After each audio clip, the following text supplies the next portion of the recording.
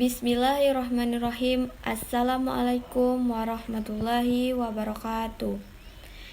Yang saya hormati Bapak Amiruddin selaku dosen pengampu mata kuliah Filsafat Pendidikan.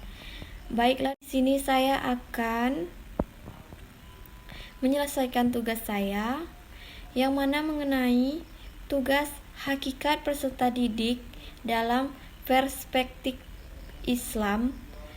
Yang pertama, saya akan menjelaskan pengertian peserta didik Islam.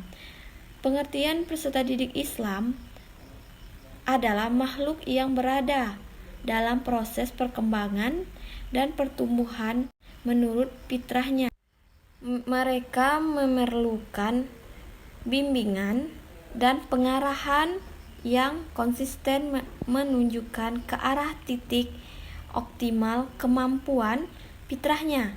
Di dalamnya, pandangan yang lebih modern, anak didik tidak hanya dianggap sebagai objek atau sasaran pendidikan, melainkan juga mereka harus diperlukan sebagai subjek pendidikan. Di antaranya adalah dengan cara melibatkan peserta didik dalam memecahkan masalah dalam proses pembelajaran dan pengajaran yang dia miliki. Dalam bahasa Indonesia ada 3 sebutan untuk pelajaran, yaitu murid, anak didik, dan peserta didik.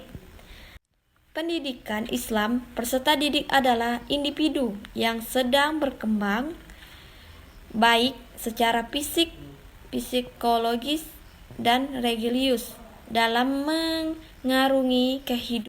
Selanjutnya, secara etimologi, peserta didik dalam bahasa Arab disebut dengan tilmiz.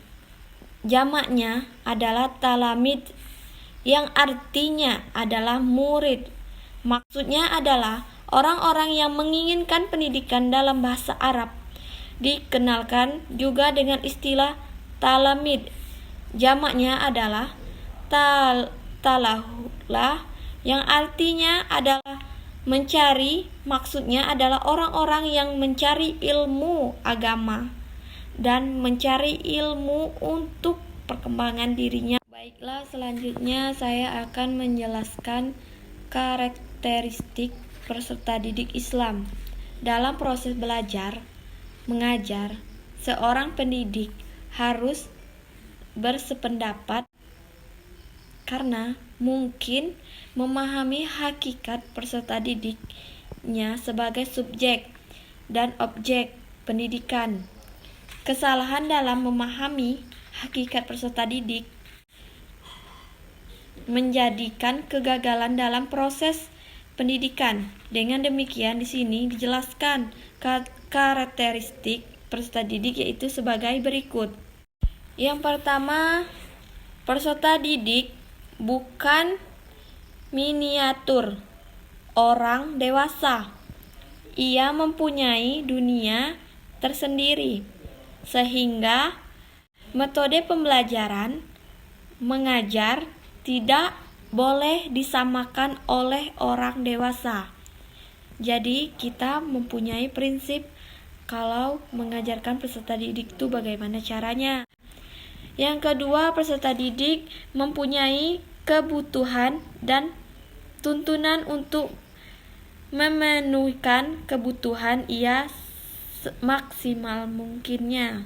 Yang ketiga, peserta didik memiliki perbedaan antara individu dan dengan individu lainnya, baik perbedaan dari struktur endogen fitrahnya maupun eksogen lingkungannya, yang meliputi segi jasmani, atensi, sosial, bakat, minat, dan lingkungan mempengaruhinya. Yang keempat, peserta didik dipandang sebagai kesatuan sistem manusia. Yang kelima, peserta didik merupakan subjek dan objek sekaligus dalam pendidikan yang dimungkinkan dapat aktif, kreatif, serta produktif. Yang keenam, peserta didik mungkin harus mengikuti periode perkembangan, ketentuan, dan mempunyai pola perkembangan serta tempo dan iramanya supaya dia mempunyai perkembangan dirinya masing-masing dan kita harus mendukungkannya. Selanjutnya saya akan menjelaskan akhlak peserta didik Islam. Namun akhlak peserta didik Islam tersebut perlu disempurnakan dengan 4 akhlak peserta didik dalam menuntut ilmu, yaitu yang pertama, peserta didik harus memberikan hatinya dari kotoran dan penyakit jiwa sebelum ia menuntutkan ilmu, sebab belajar merupakan ibadah yang harus dikerjakan dengan hati yang bersih, tenang, dan suci. Yang kedua, peserta didik harus mempunyai tujuan tuntunan ilmu dalam rangka menghiasi jiwanya dengan sifat keimanannya dan mendekatkan diri kepada Allah Subhanahu wa Ta'ala. Yang ketiga, seorang peserta didik harus tabah dalam memperolehi ilmu pengetahuan dan sabar dan tawakal, karena kunci kesuksesan itu adalah sabar, ikhtiar, dan berserah diri kepada Allah Subhanahu wa Ta'ala. Karena seseorang kita mempunyai hati yang sabar, semua jalan akan dipermudahkan oleh Allah Subhanahu wa Ta'ala. Baiklah, di sini saya akan menjelaskan yang pertama, hakikat kurikulum. Hakikat kurikulum adalah model yang diajukan oleh pendidik dalam upaya pembentukan citra sekolah dengan mewujudkan tujuan pendidikan yang disepakati. Kurikulum dengan pengertian di atas memberikan indikasi bahwa pedoman rencana pembelajaran tidak bersifat baku. Kurikulum yang baik adalah yang dinamis, aktual, teoritis, disepakati. Kurikulum dengan pengertian di atas memberikan indikasi bahwa pedoman rencana pembelajaran tidak bersifat baku. Kurikulum yang baik adalah yang dinamis, aktual, teoritis, yang aplikatif sebagaimana tujuannya yang hendaknya dicapaikan dalam pendidikan. Misalnya, pendidikan bertujuan meningkatkan penguasaan pengetahuan siswa, pengembangan pribadi siswa, kemampuan siswa, dan keterampilan siswa. Suatu kurikulum pendidikan, termasuk pendidikan yang Islam, hendaknya mengandung beberapa unsur utama seperti tujuan, isi mata pelajaran, metode pengajaran, dan metode pendidikan harus tersusun dan mengacu pada asas-asas pembentukan kurikulum pendidikan Islam. Selanjutnya saya akan menjelaskan pengertian fungsi kurikulum pendidikan.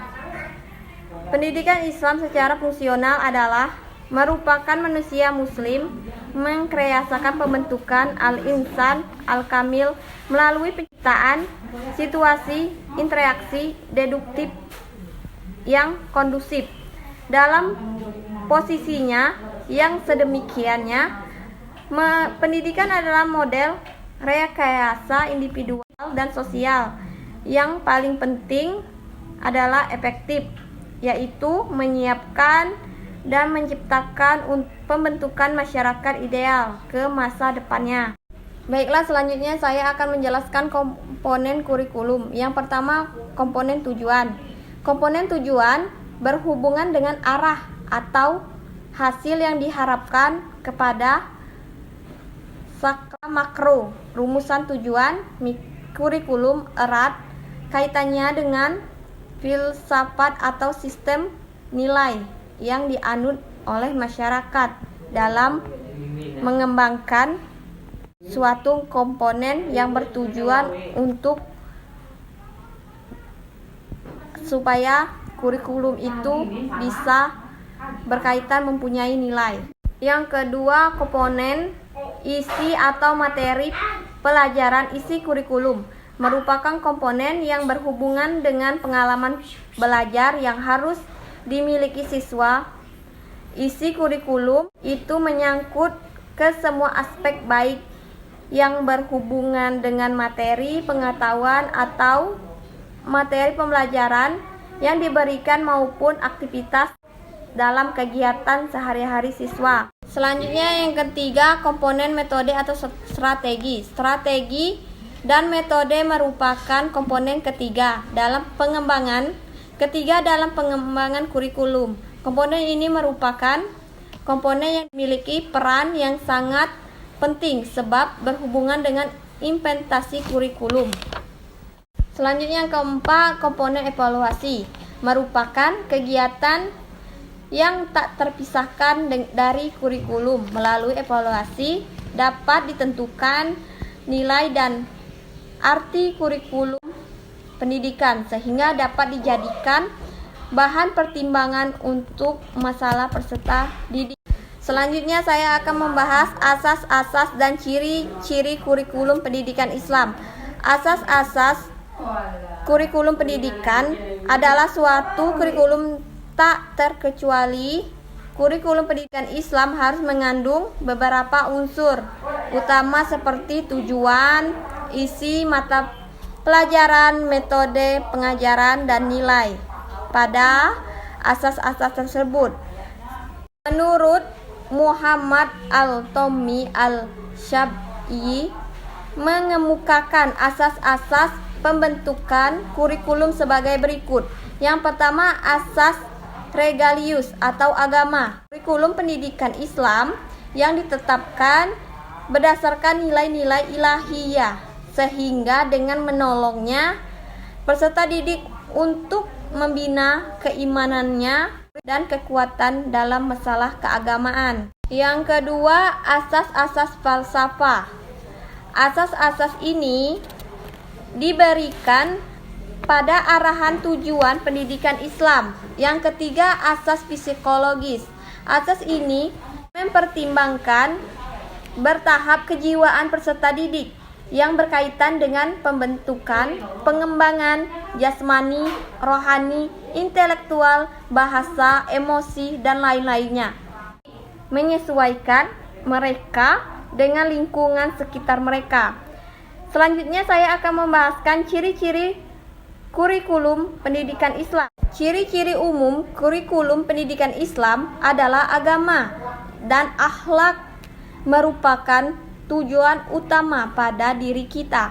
Segala sesuatu diajarkan dan diamalkan harus didasarkan dengan Al-Quran dan hadis dan As-Sunnah serta ittijad para ulama dengan karakteristiknya.